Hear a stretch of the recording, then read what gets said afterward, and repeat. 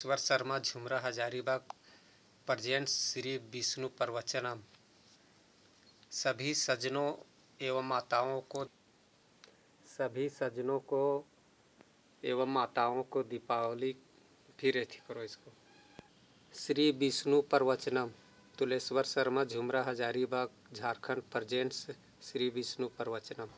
सभी सज्जनों एवं माताओं को दीपावली एवं छठ पर्व की हार्दिक शुभकामनाएं। भक्तों, आज हम इस वीडियो के माध्यम से विष्णु भगवान के सभी रूपों के बारे में चर्चा करेंगे। साथ ही साथ यह जानने का प्रयास करेंगे कि उनकी प्रथम 4 रूपों में अद्भुत जीवों का रूप धारण करने का वास्तविक एवं भौगोलिक कारण क्या था। सज्जनों, हमारी पृथ्वी का निर्माण सूक्ष्मतम धूल कणों के समूह से बना है।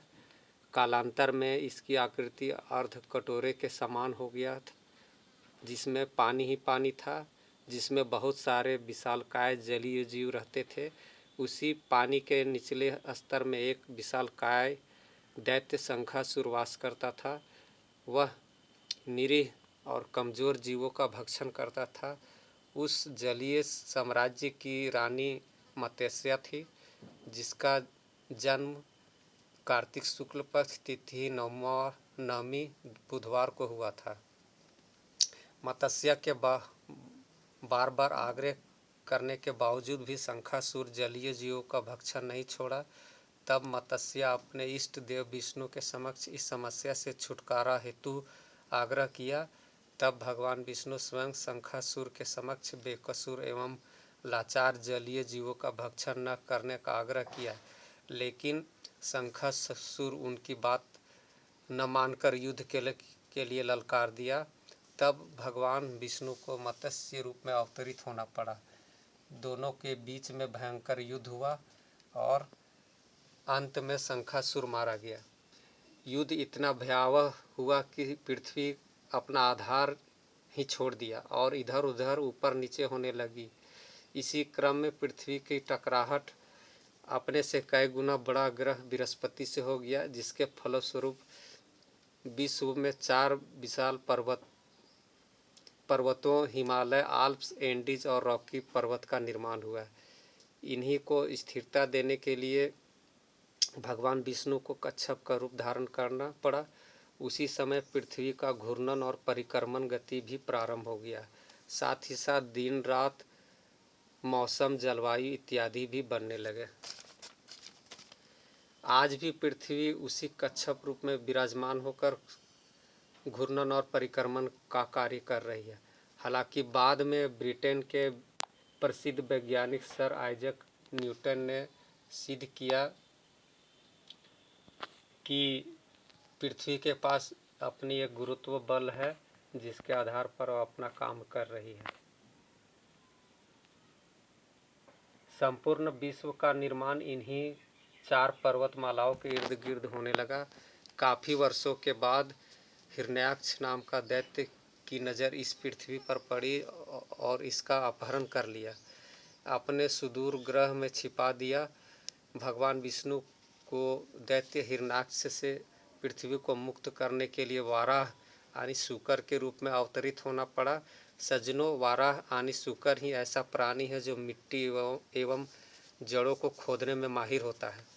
काफ़ी समय के बाद हिरण्याक्ष के ग्रह को भगवान विष्णु वाराह रूप में जाकर वहां खोदकर पृथ्वी तक पहुंच गए।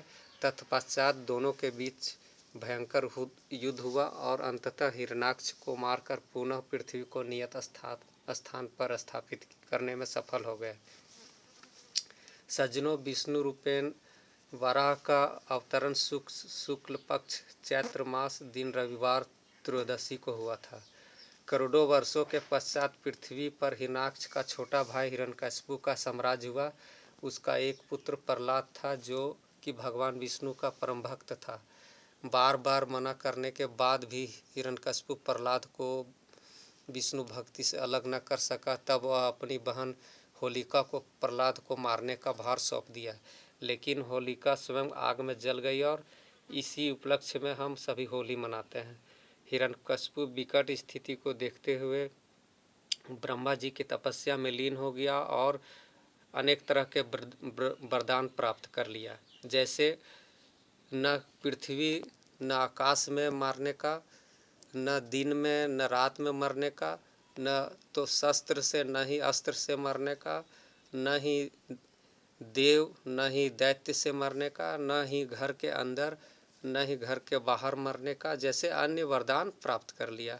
अंततः भगवान विष्णु को नरसिंह के रूप में अवतरित होकर खंभे से निकलकर अवतरित होना पड़ा और उसका वध हुआ।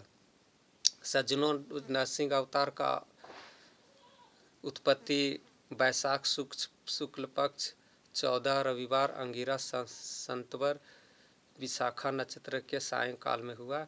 इन चारों रूपों के अवतरण के समय को सतयुग कहा जाता है। काफ़ी वर्षों के पश्चात भगवान विष्णु को अपने पंचम रूप यानी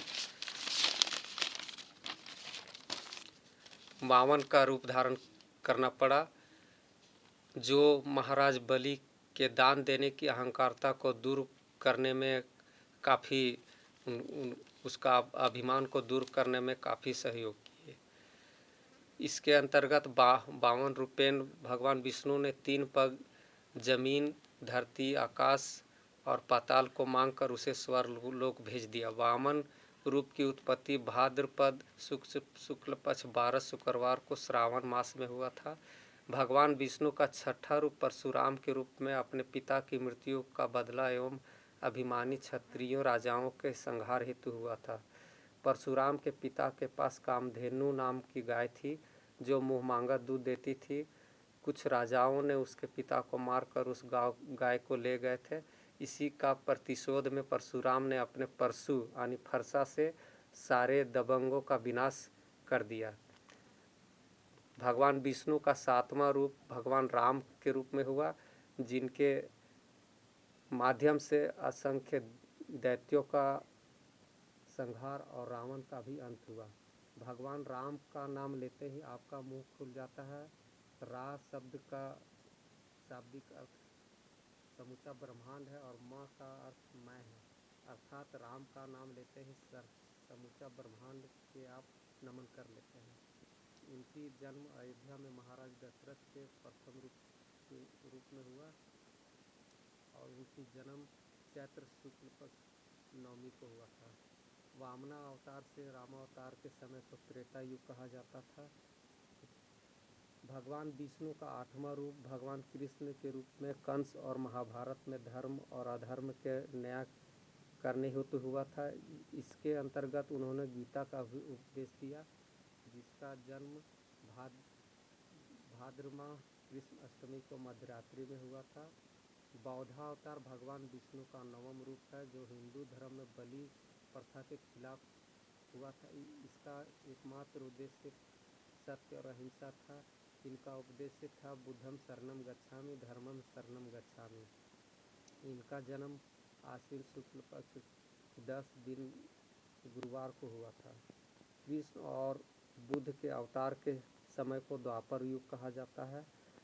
भगवान विष्णु का 10वां और अंतिम रूप कल्कि रूप के रूप में होगा, जो इस कलयुग के कुव्यवस्था को सुव्यवस्था में बदलेंगे।